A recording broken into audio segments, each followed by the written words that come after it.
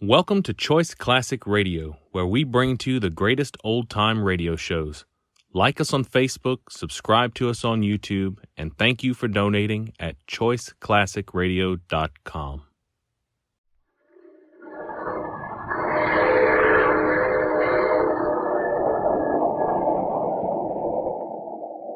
The Mysterious Traveler.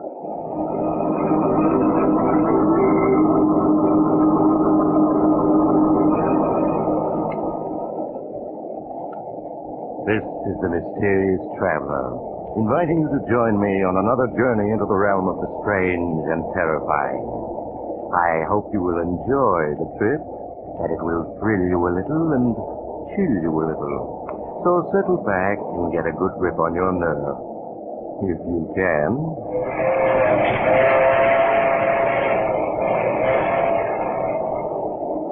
Where are we going?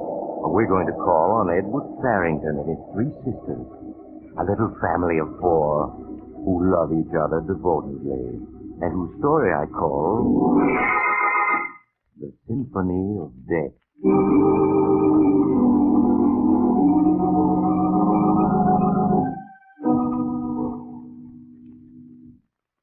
Edward Farrington and his sisters live by themselves in a large, gloomy old house on the outskirts of Boston. It is evening, and Edward is on his way home, when his attention is attracted by a small establishment which is advertising a close-out sale. An economical and foresighted man, Edward stops his car and enters the dimly lighted shop. Good evening, sir. May I serve you? I'm not sure. I saw your sign, and it occurred to me that by purchasing now, something I'm sure to need sooner or later, I might save a substantial sum. You are very foresighted, sir. Now, here is a design I can recommend unreservedly. A simple white column, yet cut from the finest Carrara marble, I think. The angel on top is of a single piece with a shaft. It can never be dislodged or separated. In every inch, in every line, it expresses dignified grief. Yes, I agree with you, but I'm afraid it's too expensive. What are these stones here in the corner? These? They are our simplest design. Polished granite cubes with just enough room for the name and the date. They are excellent memorials, but I am sure in the long run you will get greater satisfaction from something more appealing to the eye. No, I think these will do excellently. Yes, they're just what I had in mind. I'm particularly pleased by the fact that they're all alike. I see. You wish all four of them, then? No, not four, just three. Three will quite prepare me for all eventualities. Will you be able to store them for me until they're needed? Yes, we can store them at our main warehouse, if you wish. Excellent. I suppose I might as well give you the inscriptions to be carved on them while I'm here. You can leave room for the dates to be added. Of course, sir. Then if you'll just take this down. In loving memory of Florence, sister of Edward Farrington. Yes, sir. In loving memory of Martha, sister of Edward Farrington. In loving memory of Emily, sister of Edward Farrington.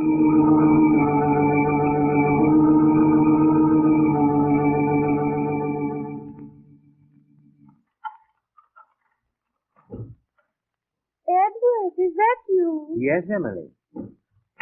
Oh, you're all wet. Yes, it's beginning to rain. Let me help you with your coat, Edward. I'll hang it up for you. Now, Emily, please don't fuss over me this way. It makes me nervous to be poured at. But I just want to help you with your coat. I can hang it up by myself. Emily, is that Edward? Oh, Edward, you're late. We were worried about you. I'm here, and I'm perfectly all right, Florence, as you can see. Now, is dinner ready? Oh, yes, Edward. Martha has everything ready. Martha, Edward's home. What? Oh, it's you, Edward. Well, we were worried about you. Martha, I've told you not to worry if I'm a few minutes late. Well, I suppose we just can't help it, Edward. Now we'll eat. And perhaps after dinner you will play the piano for us. Oh, will you, Edward? Please, please. Please, Edward. Well, we'll see. I really should work on my symphony tonight, but perhaps I can play for a few minutes after dinner.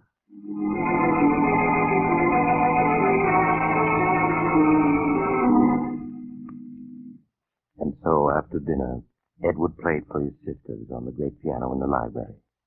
Emily and Florence crowded close to him as he played, and Martha, busy with her knitting, sat and watched them with fond gaze.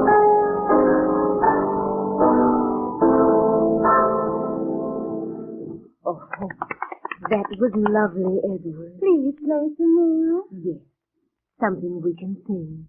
Well, all right. Just one more, and that's all.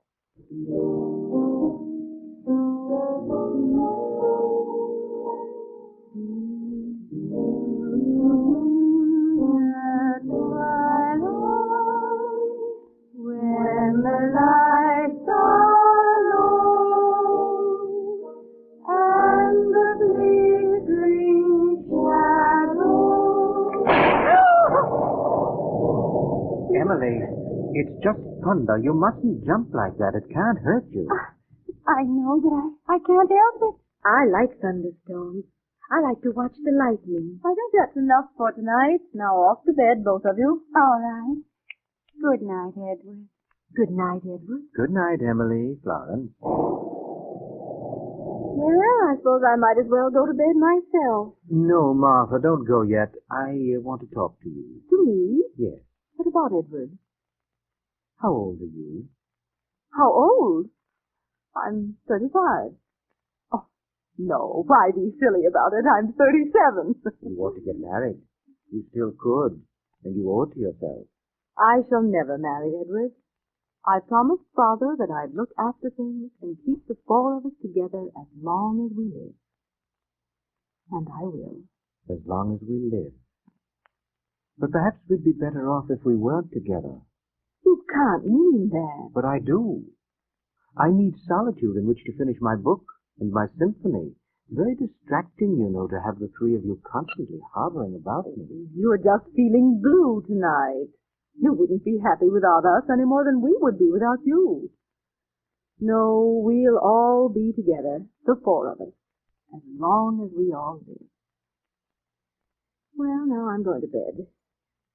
Good night, Edward dear. Good night, Martha. We'll all be together, the four of us, as long as we live. As long as we all live.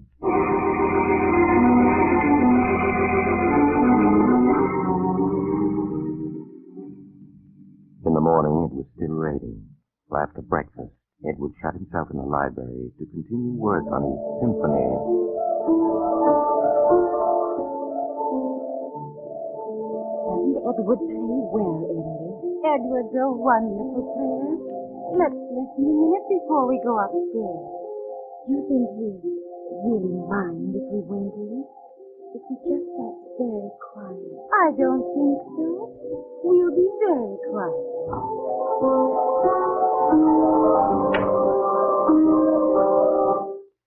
Who's there? Oh, it's you two. We're sorry, Edward. We didn't mean to disturb you. We'll go right away. No, you don't have to go. You mean we can stay, Edward? For a minute. I'm going to stop for a smoke. I'll bring you the cigarette. The cigar box is empty.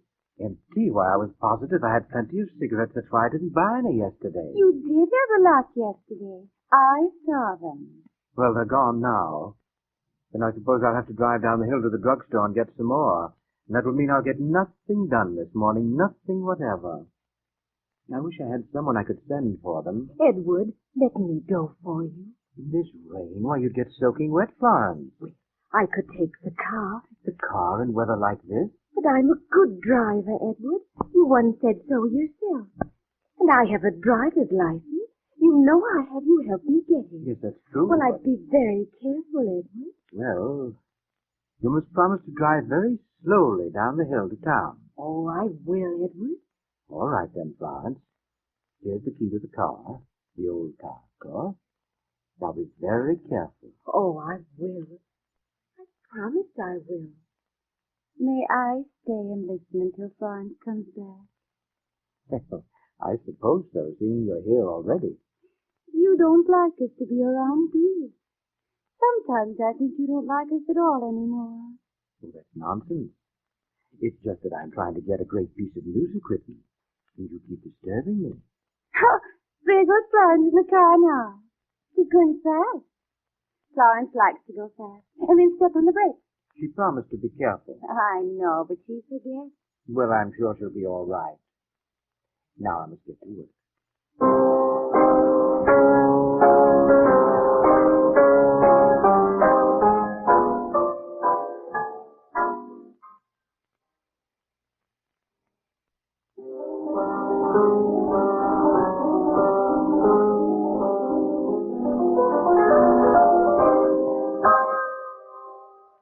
Oh, that was nice. Edward, I brought you a jacket. Well, I'm perfectly comfortable, Martha. I don't need a jacket. You mustn't take chances. Here, put it on. Oh, all right. What? Is she up there? Oh, no. She's gone to get Edward some cigarettes. Gone out? In this rain? Edward, let her take the car. Edward, you didn't. Martha, please don't get excited. She can drive, and she promised to be careful. But you promised never to let her drive alone. You know how she drives unless someone's with her. Really, she's a better driver than you think. There's nothing to be alarmed about. She'll be back any minute, and then... I'll answer it. No, it's probably for me. I'll answer. Hello? Yes, this is Mr. Barrington. The police? Edward, what is it? Hush, Martha. What about my sister? She did what? All right. Yes, of course. I'll be right down. Edward, what is it? What's happened to Florence? Martha, we must all be very calm. Florence has had a terrible accident. No. The brakes of the car apparently gave way at the bottom of the hill. Florence ran off the curb and crashed into the rocks there. She was killed instantly.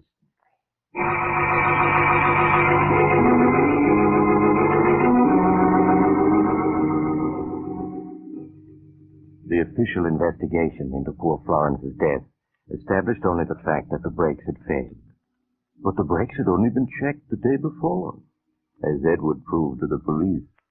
Accordingly, they ascribed death to an unfortunate mechanical failure and closed the case.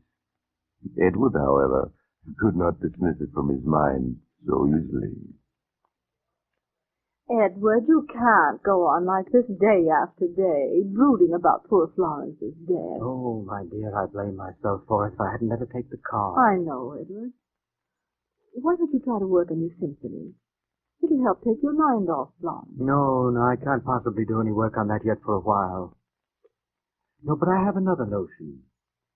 I think I'd like to write our family history. Oh, family history? Yes, and it seems to me that once in Mother's old trunk in the attic, I saw a lot of letters that were written to her by relatives. Are they still there? Why, yes, they are. And I'd like to look them over. They might help me get started on my history. Will you show me where they are, Martha? Why, yes, of course. We'll go up to the attic and I'll get them out for you right after lunch.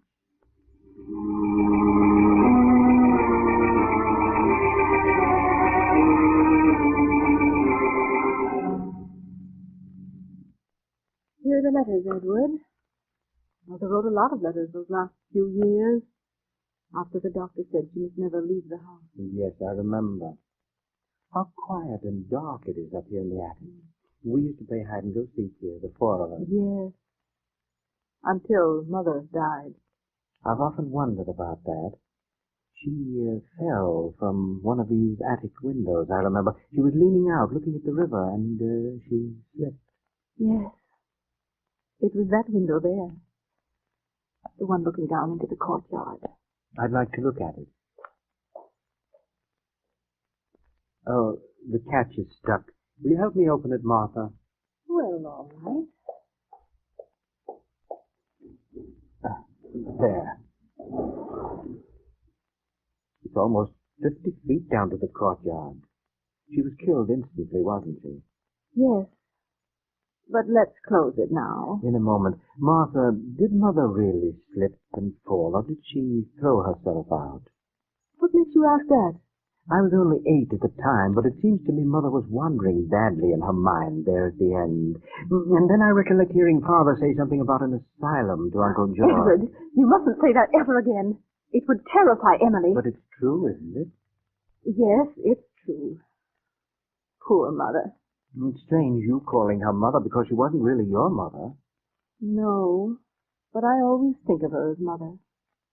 I was only 2 when Father married her. Poor creature. Let's believe that she slipped. It would be easy to slip from this window, wouldn't it? Well, the sill isn't very low. Yes, but lean out a little farther and see how easy it would be. No, a little farther. You see how overbalanced one becomes? Yes, you're right. Now, help me back, Edward. Of course. Martha, catch yourself. Martha!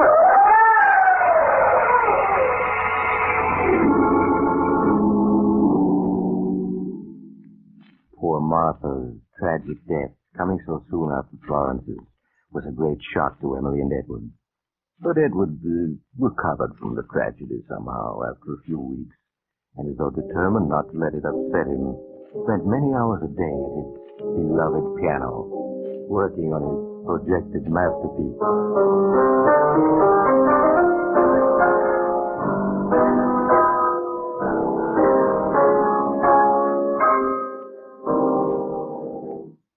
Oh, Edward, that was wonderful. You played just like you used to, before Florence and Martha died. Yes, I'm getting my old touch back. You don't mind my coming in to listen, do you? Not today, but Emily, you have been disturbing me these last few weeks. Must you follow me around all the time? But, Edward, you know how much I like to be near you. And now that Florence and Martha are gone, I haven't anyone else to talk to. Yes, I know that, but I can't get any work done unless I'm left in peace. I won't bother you anymore, I promise. You know, I do miss Florence and Martha. Of course you do. But just the same, it's been awfully nice having you all to myself since they went. I'm afraid it's very lonely for you. Oh, no, it isn't. I like it. Yes, but I think we'll have to get a housekeeper. She'd be company for you and she'd look after things. In fact, I'm going into town to interview a housekeeper today, a Mrs. McDonald. You'd like to go with me, wouldn't you? Oh, yes, Edward. We'll take the car and have a nice drive at the same time. Oh, that'll be fun. Now, how would you like to go out and get the car started for me? Get the car started. Yes, I have to tend to a few things before we go, and the motor needs to warm up. It's not working very well. Oh, Edward, do you think I could start it? Of course you could. Just turn on the switch and step on the starter, and then let it run until it's good and warm. All right, Edward. May I have the key? Yes. Here you are. Now, this is the ignition key. Mm-hmm. And use the little side door to get in. I'll unlock the big doors when I come out. I can pretend I'm driving. Will you be long? No, just sit in the car and wait until I come. All right, Edward.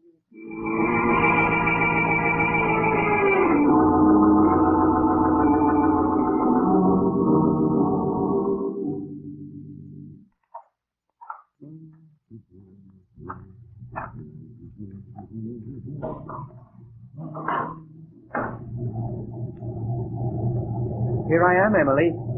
I took longer than I expected. I hope you haven't been sitting here with a motor running all this time. Emily! Emily!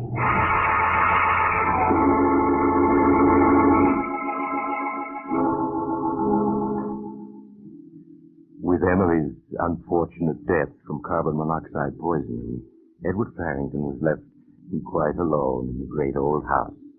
His neighbors saw little of him, though they could hear him at his piano for many hours each day. They knew, however, that a week after Emily's funeral, he hired a housekeeper, Mrs. McDonald, to take charge of the house for him.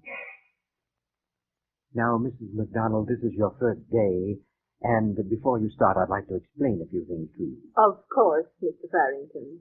As you know, I've suffered the tragic loss of all my sisters in the past few months. Oh, yes, sir. A great sorrow it must have been. But they do say tragedies come in threes. Indeed, they seem to. But I'm sure I'll be quite comfortable now with you to look after me. I surely hope so, sir. I'm certain of it. Now, I'm a rather moody man, and I'm working upon some music for which I have great hopes. Yes, sir. Above all else, I wish to be left alone. I do not want to be disturbed. Is that understood? Quite, Mr. Farrington. You may call me at mealtimes. At all other times, I prefer that you do not even enter this part of the house. I understand. Good. That's all, I think. Just put up with my little oddities, and we'll get along very well. Yes, sir. Then I'll see about the ordering for dinner now, sir, if you'll excuse me.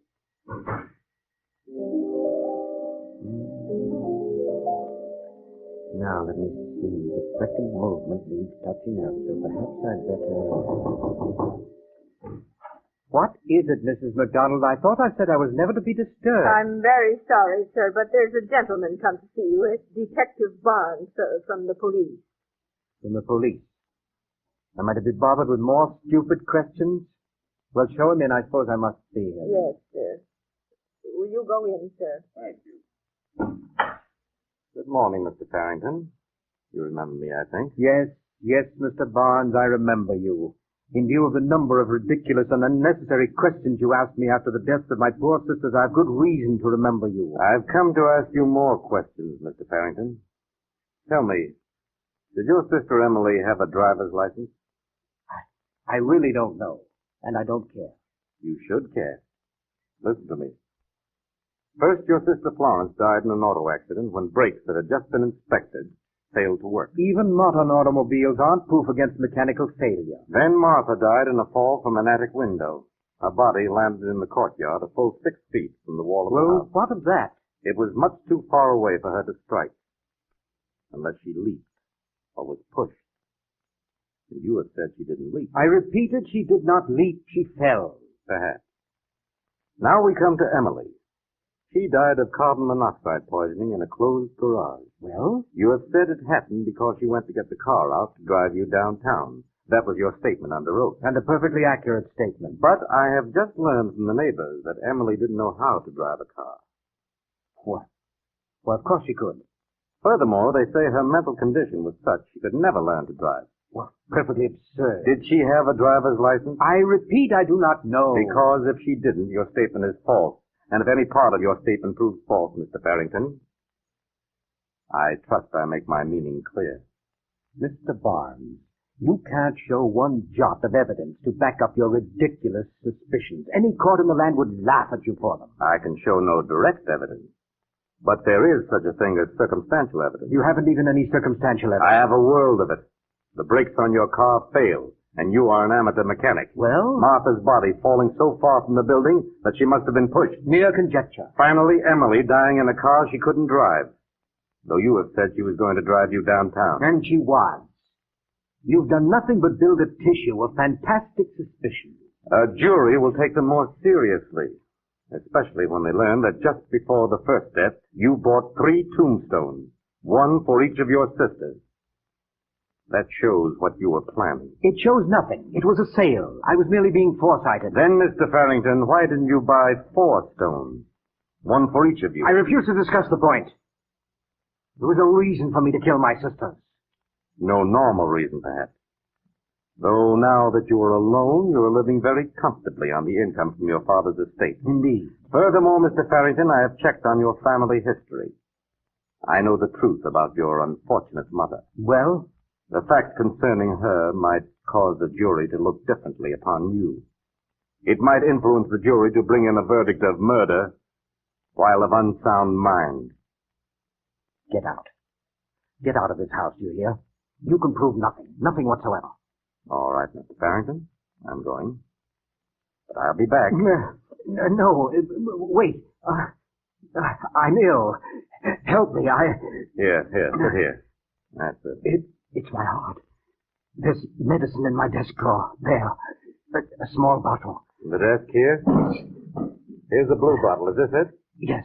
Hurry. There's water in the thermos jug. Yes, I have it. Here's the water and the pill. Swallow it. Yes. Thank you. That's better. The pain is going away. Then, Mr. Farrington, I'll be on my way. I warn you, I'm going to check as to whether Emily had a driver's license. Today is Sunday, so it may take me a few hours. But if I find she had no license, I'm going to return with a warrant for your arrest. No, there's no need for that. Of course, the poor simpleton had no driver's license. I should have thought of that. I should have thought of that. Then you admit you killed her. Certainly I did. Why shouldn't I? She annoyed me. Me, a genius.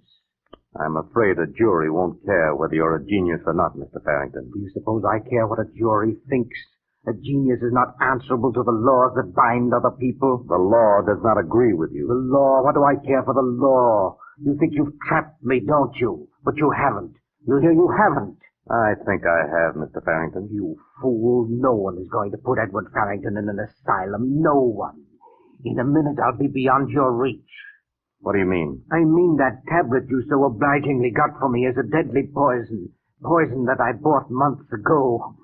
You and your circumstantial evidence. You're never going to get a chance to use? Never get a chance to blacken my name?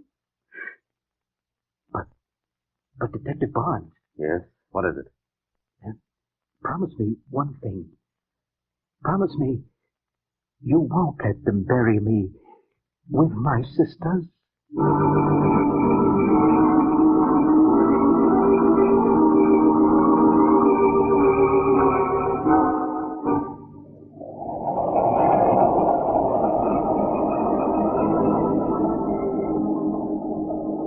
This is the mysterious traveler again. Did you enjoy our little visit with Edward Farrington and his three loving sisters? You know, perhaps Edward made a mistake after all when he didn't buy a fourth tombstone. By the way, do you live in a gloomy old house with three sisters who love you so much you can't bear to have them near you? Well, if you do, I'd advise you not to be too drastic with them. You might find yourself buried right beside them, as Edward was. I know another man who... Oh, you're getting off here. Well, I'm sorry. But I'm sure we'll meet again. I take this same train every week at this same time.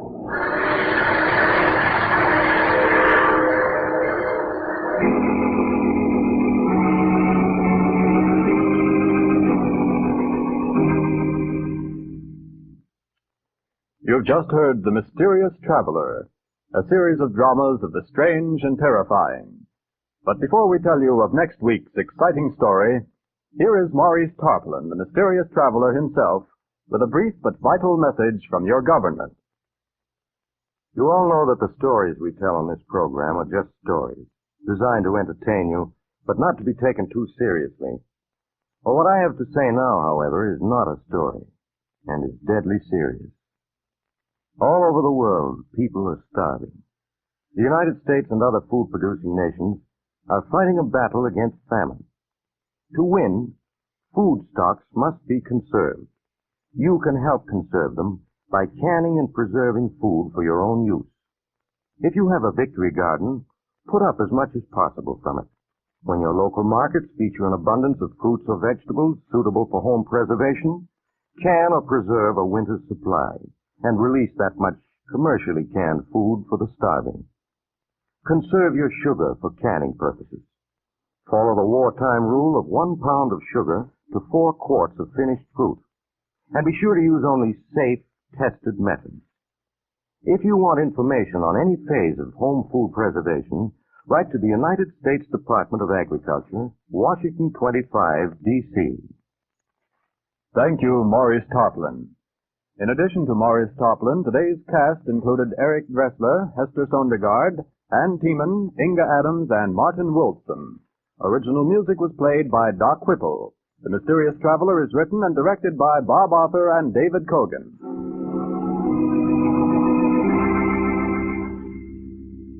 Listen next week over most of these mutual stations to a tale titled As I Lie Dying.